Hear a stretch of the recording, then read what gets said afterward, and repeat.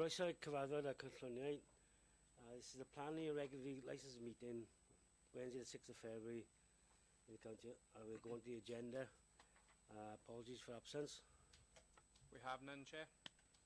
Any declaration? Yeah. And as you got members in the gallery, please note that this meeting will be recorded for subsequent broadcast via the authority's internet site. The images and sound recording may also be used for training purposes within the authority.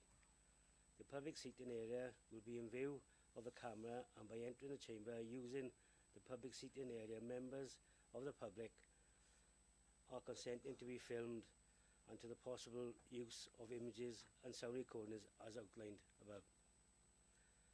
I'll go on to item number 2, which is the declaration of interest. I have to declare interest in item number 2. I got personal prejudice, and the chair of Canscare is a personal friend of mine.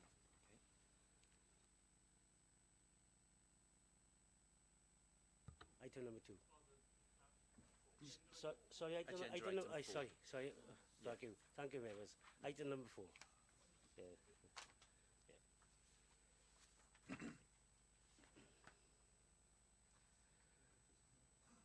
We'll go on to item number 3, which is application number P/18/0054, land adjacent to 17 Beechwood Drive, Ugarrick, Middletonville.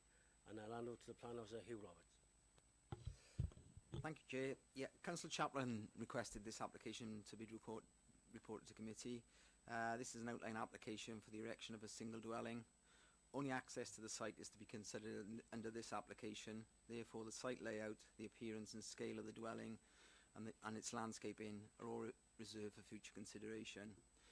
In order to improve the visibility from the access road onto Heelgerrig Road, it is proposed to cut back the existing hedge in front of the garden of a property called The Gables. So the red outline you can see on the site there, and that equates to that area of land and the access road coming in from the main Heelgerrig Road there through a private access road into the site, which is situated in that location there. That gives you an indication of the site area outlined in red.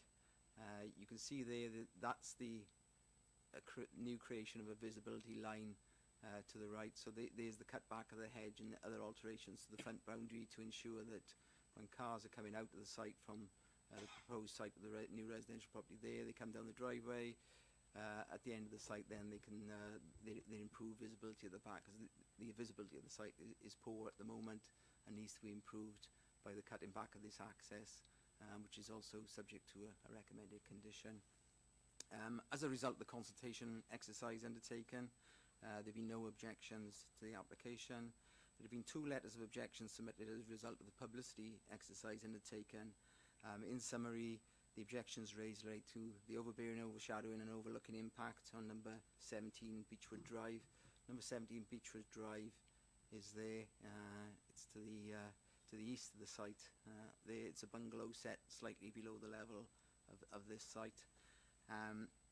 Access is also now to the site. There's another objection. Highway safety issues due to poor visibility on Heelgerrig Road. The proposal could cause noise pollution, nuisance from additional vehicles, people and children. Shafts are present in close proximity of the site, and the environmental impact arising from the loss of trees. It is appreciated that previous applications for a single dwelling on this site have been refused on highway safety grounds. However, this application, which is supported by a speed survey and access appraisal, has overcome these previous reasons for refusal by improving visibility at Heelgerrig Road junction. As I've just said, it's the improvement of the visibility display lines to the right by taking part of the Gables land into the application site so you can get better visibility. Members will note, therefore, that the engineer and traffic group leader has raised no objection to the application. This is an application for outline planning permission. Therefore, the design and siting of the dwelling are not to be considered at this stage. Therefore, although it is considered that a dwelling can be accommodated on the site without harming the amenities of neighbouring residents, this will be fully considered under a future application if this application is to be permitted. Therefore, the application is recommended for permission subject to the conditions highlighted on pages 15 and 17 of the report.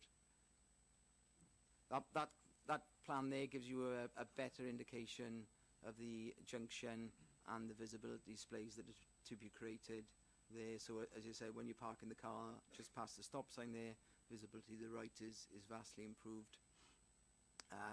There's also a couple of pictures of the access road into the site as well there, and that's the application site. That's the property, Beechwood Close, which is a bungalow to the lower level of the site.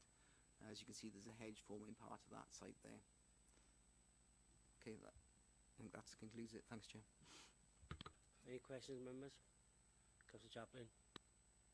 Obviously, it's been turned down 3 times, and you say what's changed is the improvement to the vision display as the main reason that you are now approving it. But in the report, it mentions the fact that it's still going to be affected by a sign and a telegraph pole, so the vision display is still a problem. You're mentioning the hedge is going to be cut back, but the hedge needs to be maintained to ensure that always happens, and hedges grow. You obviously, yeah, my concern is that vision display is still affected. So what it still not totally resolved.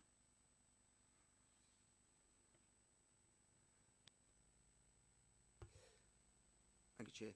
Yeah, there is a telegraph pole there, yes, which currently impedes the visibility from current users using that access as well.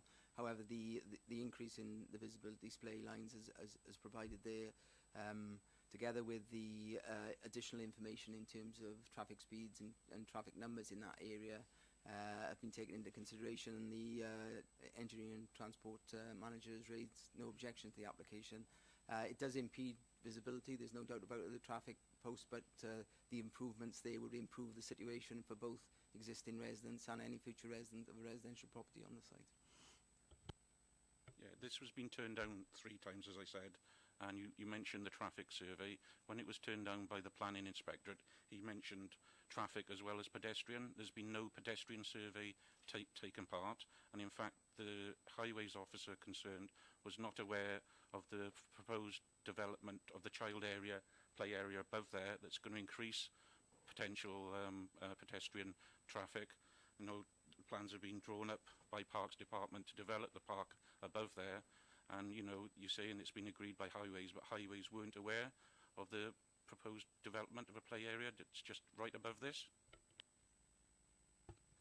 Yeah, planning officers were aware of the proposed development, and we've taken that into account when we were arriving at the decision. I think we've got to take this into consideration. It's one dwelling being proposed here. It's not a residential estate.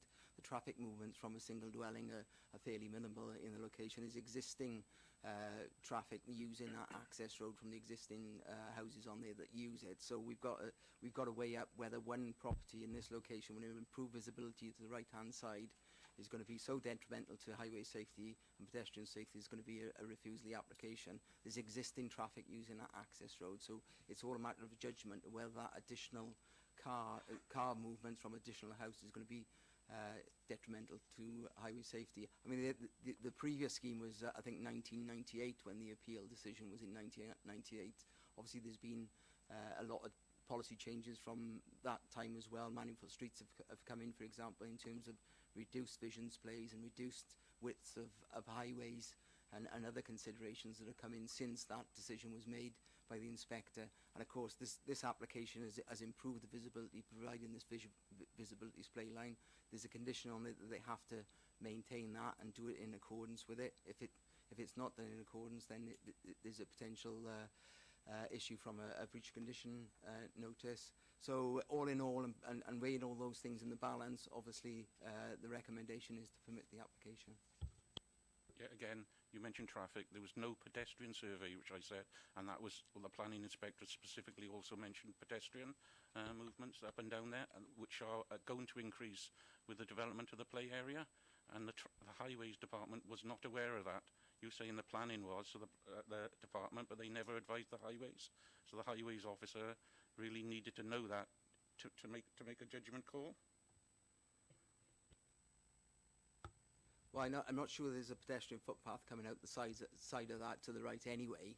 So my point is that even without a dwelling there, cars are still going to come out of that access at the moment without the improvements to the visibility display line, and there's going to be a dangerous access there. So improving that access surely is going to be beneficial to cars coming out of that access for both existing properties and the proposed properties. One dwelling at that property isn't going to substantially increase the amount of traffic in that area to harm pedestrian or highway safety. In fact, in my opinion, it would improve it by providing a better visibility display line. But you're still not addressing there's still the telegraph pole and the sign that affects the vision display. There's going to be increased footfall up there. My concern, it is an accident waiting to happen. You know, it's been turned down 3 times. Not a lot has changed. We've cut back the corner slightly. It's still a safety issue. Well, I've been up there to have a look at it and drove my car out of there recently, and the issue is the visibility to the right. The visibility to the left is not so bad because cars are on the opposite side of the highway anyway. So the visibility from the right with cars coming up the street is the important visibility issue. And as I said, yes, there is a telegraph pole there. It's there already. So it causes a hazard already. But the improvements that are being made are surely beneficial from a visibility point than what we got there already. Members, Councillor Jones. Thank you, Chair. On the same issue, highway safety, can I take you to page 12 under the heading Highway Safety, and the second paragraph down from that, and it refers there to the speed survey and access appraisal submitted with the application as consider the highway implications of allowing the proposed development in detail. And further down that paragraph it says, and I quote, the traffic volume passing the access is light, with a total of 13 two-way vehicle movements being recorded during the morning peak hour and 27 movements during the afternoon evening period. It says the morning there. I presume that they were there for all morning to do that. Perhaps somebody can answer that point. And in the afternoon, which refers to the peak period, afternoon, evening, it's only got an hour there, 5 to 6. Is that, in your opinion, adequate to ensure that this survey has been done correctly? And looking at the photographs, this is a narrow lane.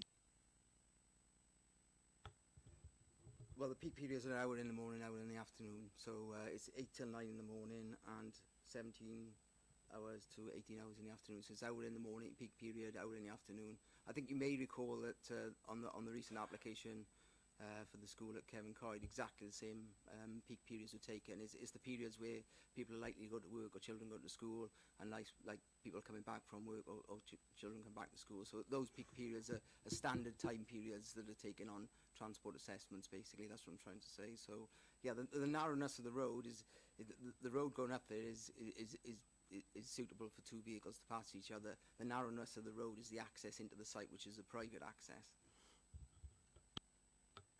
You are right. I am questioning whether the survey is completely adequate and states what the facts should be. And as you recall, I made the same points, and it was even more important there because there was a school involved. Can I take you to page 13 and the second paragraph down there? I have to read out part of this, Chair.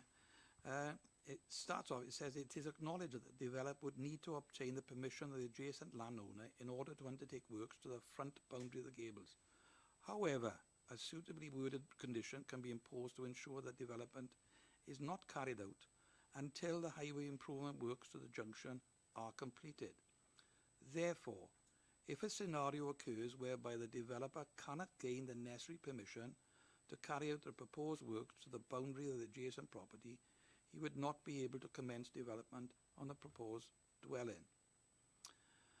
And it goes on to state that the applicant has certified that the relevant notice has been served in the owner of the gables and no objections have been received in this respect. that was then. Has any objections been reserved between the time this report was put together and now? And if there is a different owner, if this application, this outline permission is approved and there's a different owner of the gables and they object to that, I presume this application can't go ahead. Yeah, we haven't had any objections since the report was written, and you're quite right. They couldn't comply with the condition then if the vision display can't be provided yet. It's not unusual to have conditions that relate to someone else's land, as we keep on saying in planning committee. Land ownership isn't a planning issue. So if they can't carry out that, the fallback position is the condition which asks them to do that before the development commences. Yes. So they can't implement the permission if they can't do it. And you won't know if that's going to happen until, if this application is approved, until the detailed application comes in. Well, the detailed application wouldn't make much difference. It's the ownership of the land is the important thing, and it'll be a civil matter between the parties involved whether they allow them to do it or not. Basically, yeah. Members, any other questions? Any comments? Councillor Chaplin? Just to sum up, this has been turned down 3 times, including the planning inspector. The vision space is still affected by the telegraph pole and the sign. There was no survey on pedestrian footfall carried out, and the highway officer was unaware of the development of the play area above here, which will increase footfall. So I have serious concerns about this going ahead at the moment. Any other comments? Have we got a proposer for this item? Councillor Tovey, who's the seconder? Councillor Colburn. So, can we ready to vote? What? Can we please vote on this, please?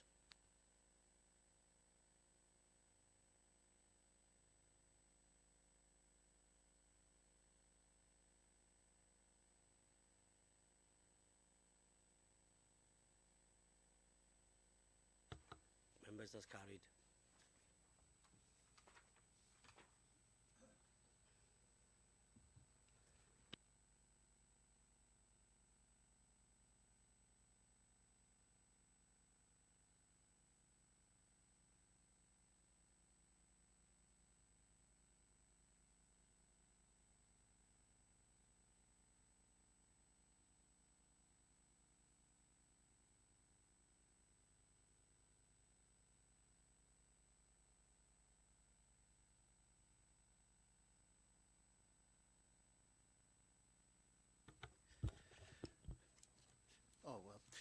This is application number P180330. The proposed development is construction of 10 dwellings with associated retaining walls. It's at land at East Street and Upper Union Street, Dowlais. I think David's going to take us through this proposal. Thanks. Thank you, Chair. This application relates to an area of land within the Dowlais Conservation Area. As you can see from this plan here, it's situated next to the Cancer Aid Centre at the top and adjacent to residential properties which form part of East Street to the south. Within the vicinity of the site there are also a number of key listed buildings, namely the Dowlais Library, the St John's Church and the Dowlais Stables, which form part of the historic environment within the conservation area. Planning permission is being sought for a residential scheme, which would comprise of 4 two-bedroom semi-detached dwellings and a block of 6 one-bedroom flats. So, as you can see in this plan here, the 2 blocks at the bottom here are the semi-detached properties, and on the corner would be the block of 6 flats. Members may recall when the application first came in the top section, top plateau of the site, there was also a proposal for 2 semi-detached bungalows there. there were concerns at the time with the access into that part of the site and the ability for vehicles to turn around and things like that. So that's since been removed from the proposal. So that, as far as this application is concerned, this would just be a level plateau, which would be reprofiled to make it sort of flat rather than sloping down. As part of the development, significant retaining works would be required. This would have a stonework finish. There's two sort of main areas where this would be visible. So this shows the front aspect from East Street.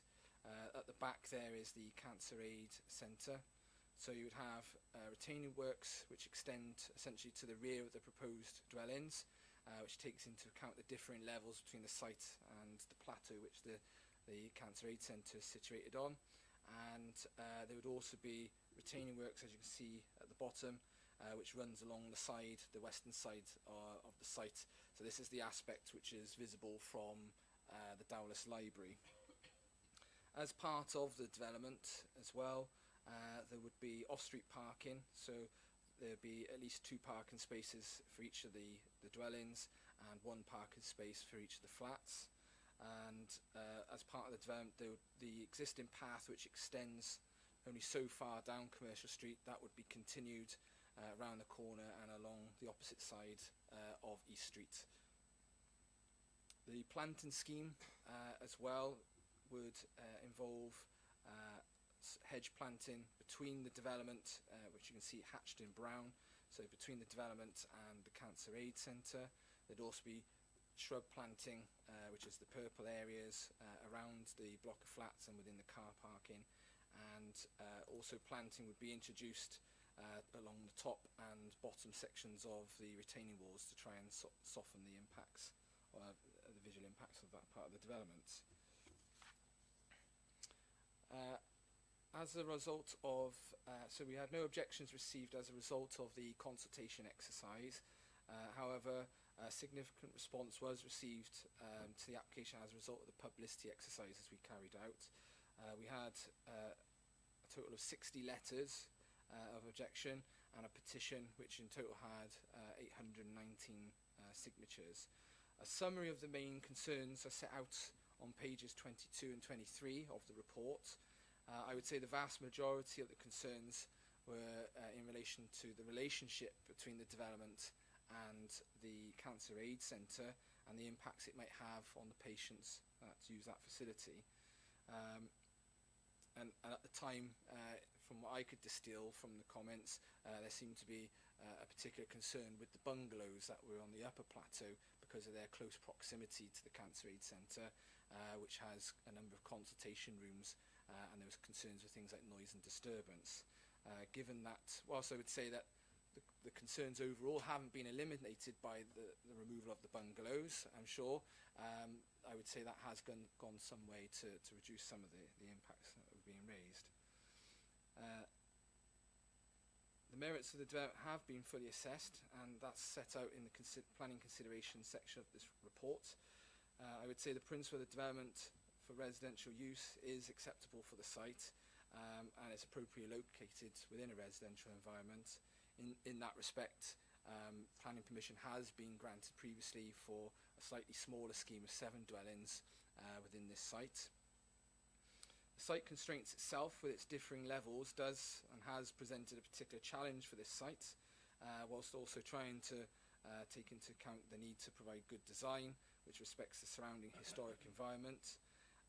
Numerous amendments have been made to things like the retaining walls and the choice of materials and the boundary treatments.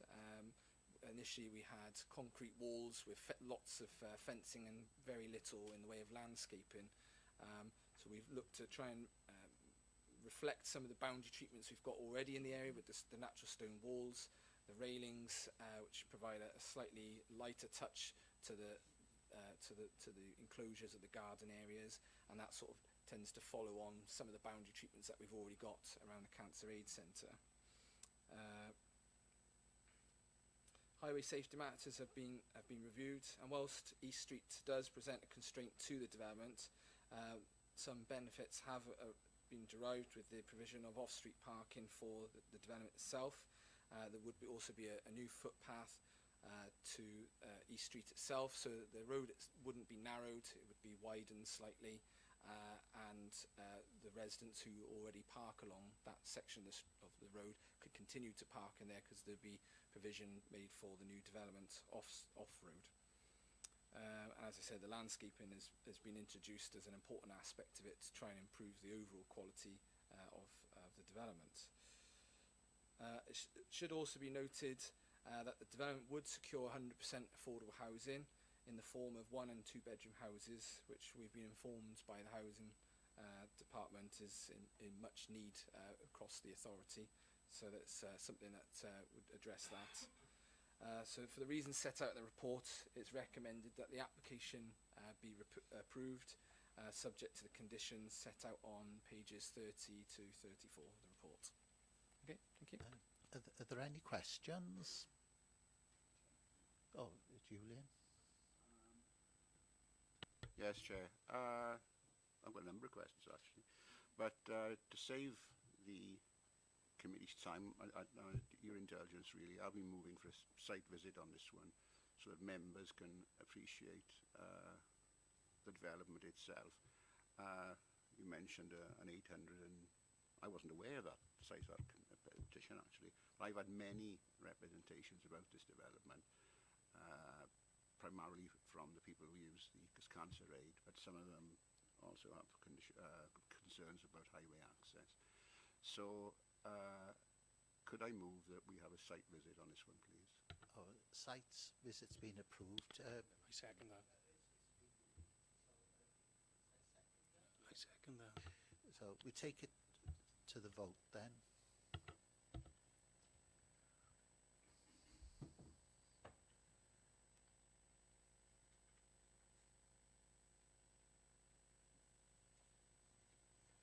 Oh, yeah, so it's unanimous, so there'll be a site visit. We'll arrange it as soon as possible then. Can I just ask which officers you'd like present?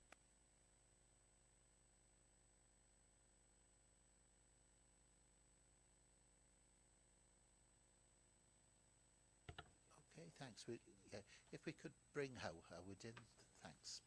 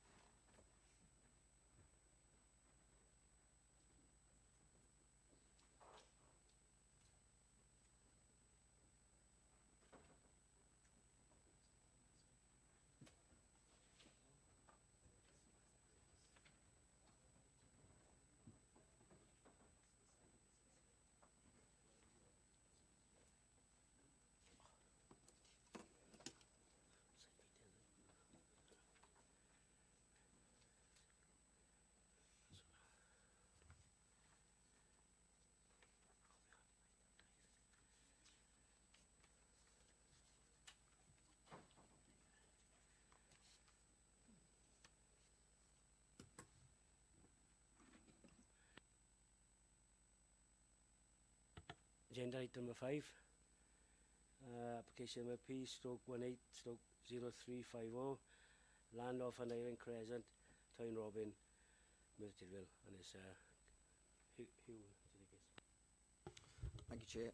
Yeah, Councillor Andrew Barry and Thomas have requested this application be reported to committee.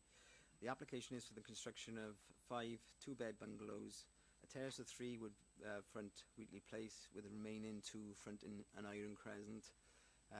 That's the application site there, outlined in red, and that's the application site as an aerial view. Wheatley Place is along there, an Iron Crescent stretches along that boundary there.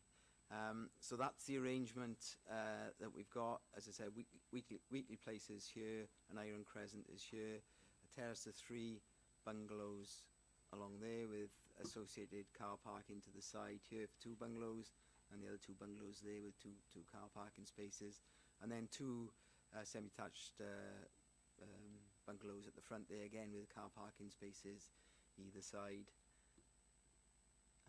There's the visuals really of the bungalow. So There's the terrace bungalows along Wheatley Place with the side elevations of the bungalows along an Iron Crescent, and that's the front elevations of the bungalows along an Iron Crescent.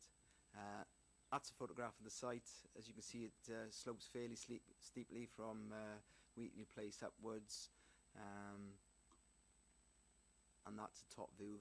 Again, you can appreciate the slope. So it does relate in some engineering operations to the rear of the site here. But as you can see from going backwards slowly, as you can see, the banking slopes down here, but there is still a significant amount of landscaping that's been retained and improved to the top and the sides of the site there. So as a result of the consultation exercise undertaken, there have been no objections. There have been 4 letters of objection submitted as a result of the publicity exercise. In summary, the objections raised are the loss of the green space, an impact on a bus stop, increased noise pollution and highway safety hazards during construction. It would result in overcrowding and traffic chaos. It would result in overlooking and loss of privacy. It would be unsightly. The application is not identified in the Merthyr Tydfil open space strategy as an area of land that warrants protection. It is located in the settlement boundary where development is encouraged by the local development plan. As such, the principle of the development is acceptable. The proposal complements the bungalows to the north of the site, which are basically in that area here. They're all bungalows, so suggest a continuation of the bungalows into this area. And the landscape boundaries would provide a visually sympathetic development. As such, the proposal would not detract from the character or appearance of the area. Given that the bungalows will be single-storey, there will be no overlooking or loss of privacy to neighbouring residents. No concerns in terms of highway pedestrian safety are raised by the engineer and traffic group leader, and there will be no reason why buses could not continue to stop in an Iron Crescent. Apparently the buses currently stop at the front of the site here, but there isn't any bus stop provision, but they do stop there. But the creation of the houses there wouldn't prevent that happening anyway. And therefore the application is recommended for permission subject to conditions highlighted on pages 41 to 45 of the report. Thank you, Chair. Any questions, members? Councillor Thomas. Sorry, wrong one. Yeah, on this proposal, I'd like to call a site visit on this one, please, if it's possible, with highways being there, please. Are we got a second now for the proposal? Councillor Amos. Can we put that to the vote then, please?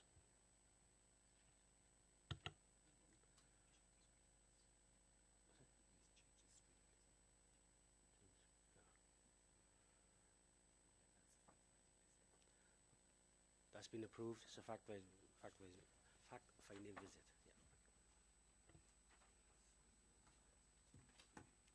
Yeah. He just wants the highways officer. Just highways, Just highways. It's just highways, Councillor Thomas. Yeah. Right, we're going to item number 6. Application number P/180392, land north of Pant Industrial Estate, Brynnet Road, Pant, Middlesbrough, and it's Dave Cross. Thank you, Chair. Outline planning permission is being sought for a residential development on this triangular shaped site which sits between Brynai Road and the Pant Industrial Estate. So as you can see, this is the Brynai Road. The site extends in a sort of a triangular fashion next to the basketball court there. Pant Industrial Estate then is along one side, and you've got some residential properties which are on the other side. All matters relating to the access, appearance, landscaping, layout and scale have been reserved for future consideration. As such, it's only the principle of the development we are considering at this time. As is required though with an outline application, they've provided an indicative plan illustrating a potential scheme, which here we've got for 26 dwellings comprising a mixture of semi-detached and detached properties. Each would have their own parking and be orientated to front onto a central area of open space.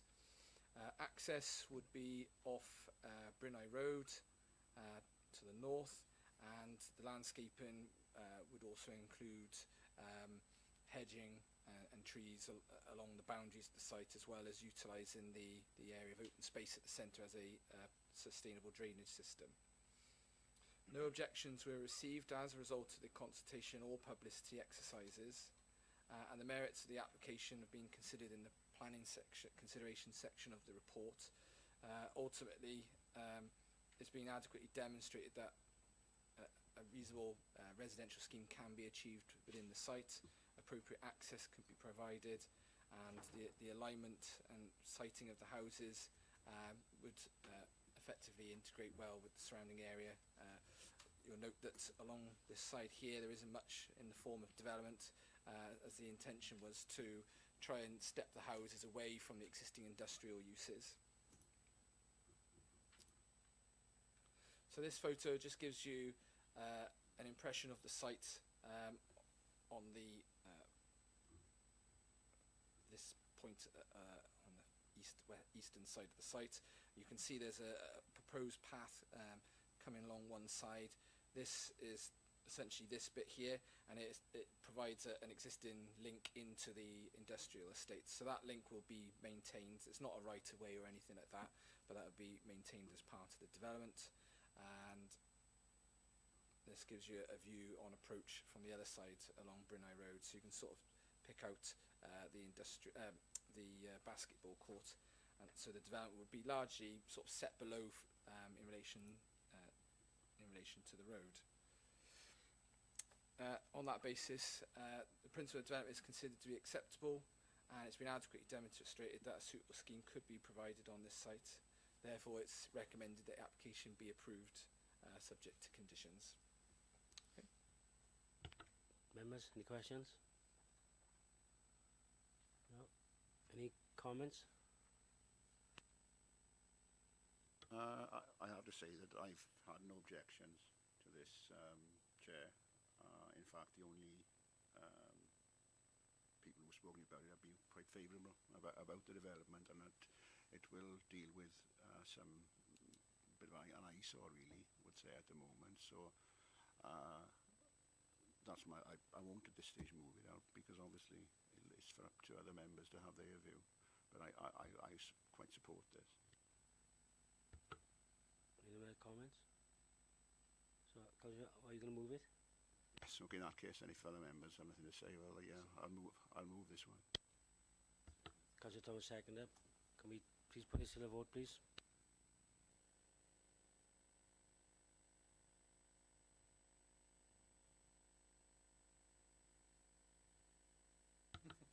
Yeah, that's been passed. Okay. Item number 7, 8, and 9 are all information reports. So we move on to item 10. Any other business deemed reasonable, Chair? I have none. So thank you very much. Thank you for the evening. Thank you.